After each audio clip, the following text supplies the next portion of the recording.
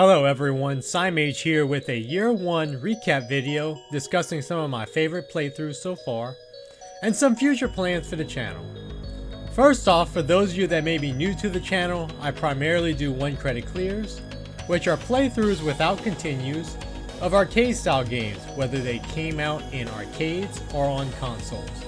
I play a lot of shoot 'em ups, racing games, some platformers, and some running guns, and a few other genres here and there. No cheats, no tool assisted runs here. Second, I want to thank everyone that has subscribed to the channel in the last 12 months. I appreciate all of you as well as the feedback that I have received. I especially have to thank the shmup community because judging from my analytics alone, the shmup videos have earned me a lot of my subscribers. When it comes to my favorite moments, my favorite run so far on the channel has to be the one credit clear of the first loop of Raiden on general difficulty via the Raiden project on PlayStation 1. This is my hardest clear that I've ever gotten outside of a one credit clear of Dragon Blaze's first loop a while back. But the thing about that Raiden clear was, it didn't take as long as it could have because I had learned so much from my Raiden Trad clear months prior. Raiden Trad on the Sega Genesis is pretty faithful for a 16-bit conversion and quite difficult on normal mode. If you can play that port well, you can handle arcade Raiden. The PlayStation 1 version is pretty much arcade perfect except for the difficulties not perfectly matching the arcade original in terms of bullet speed. Normal mode on PlayStation 1 is a bit easier than arcade Raiden. However, if you bump up the difficulty to general, the hard mode of that release, it's slightly harder than the original game. I would have gotten that Raiden PS1 clear even faster had it not been for some issues with my arcade stick around late July, early August that stopped me from playing shmups for a little while. I had to adjust to a new lever at one point as well before I was ready to get back to practicing. Once that happened though, and I was ready to go, it didn't take me too long to get that clear after. I love Raiden, one of my favorite shmups ever despite the Gradius syndrome in there. Maybe I'll spend some more time with Raiden 2, or even DX one of these days as well. Castle Shikigami 2 is another clear that I'm proud of because that series has been on my radar for a long time. In fact, Castle Shikigami 3 was my first modern shmup of any kind. This run took at least 50 to 60 hours of practice, maybe even more than that. The game is deceivingly hard because you cannot stockpile extra lives or bombs, and your micro dodging has to be extremely precise because the bullet patterns are super dense. Plus, the later stages of the game are pretty tough, especially stage 5-1. I almost choked on my 1cc run during the 5-1 boss, but I'm really proud that I was able to pull it together after taking 2 hits in quick succession in order to finish that 1cc. I was also proud of my performance during the Cross Gunner Infinite release caravan a couple of months ago. My best run finished in 4th place overall in the main competition and was featured by Actane in a stream about the game on Twitch. Judging from the comments during the stream, it seemed like people were entertained by my run overall.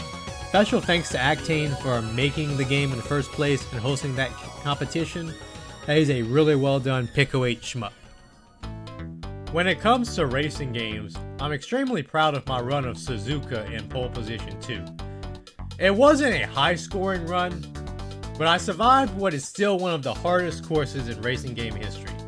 Not only do you have to drive well enough to not run out of time on a course with some tricky sections, but you also have to avoid crashing, which is not easy considering pole position 2's weird handling. And there are a ton of other vehicles to pass as well as oil slicks to avoid, which really slow down your car unlike in pole position 1.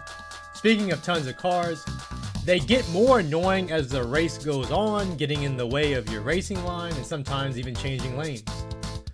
At this point, I've beaten Suzuka as well as the test course, but I do want to beat the Fuji circuit and Seaside someday. Also, I'm amazed by how many views my pole position videos have gotten so far. The almighty algorithm seems to like pole position more than anything else I've done so far. I may do a review video once I've beaten all the pole position 2's courses. Speaking of racing, something I never planned on doing was once seeing an American arcade game, but I managed to do clears of both Marble Madness and Hard Driving last year. Marble Madness was a game that I played all the time on Midway Arcade Treasures back in the day, but I was terrible at it for the longest time. Going back to it was an interesting experience because the game is so short that it softens the overall difficulty quite a bit.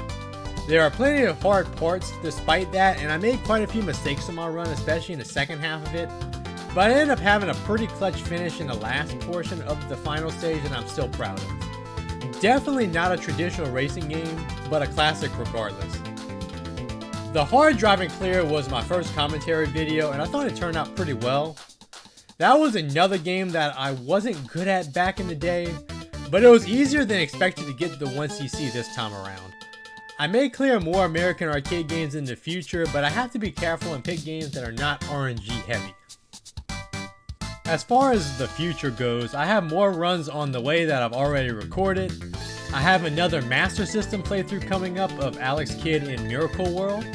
I also have another F-Zero playthrough. This time it's Maximum Velocity's Queen Cup on Master Difficulty.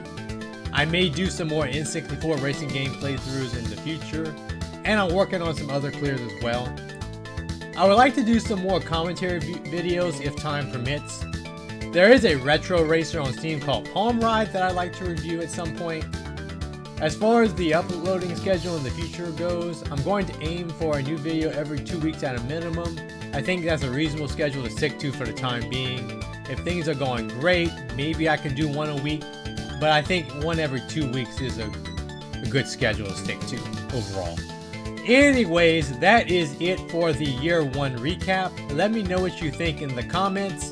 If you enjoyed this video, check out some of my other videos that I've already posted. Click that like button and subscribe to the channel. Thank you for watching and have a great day.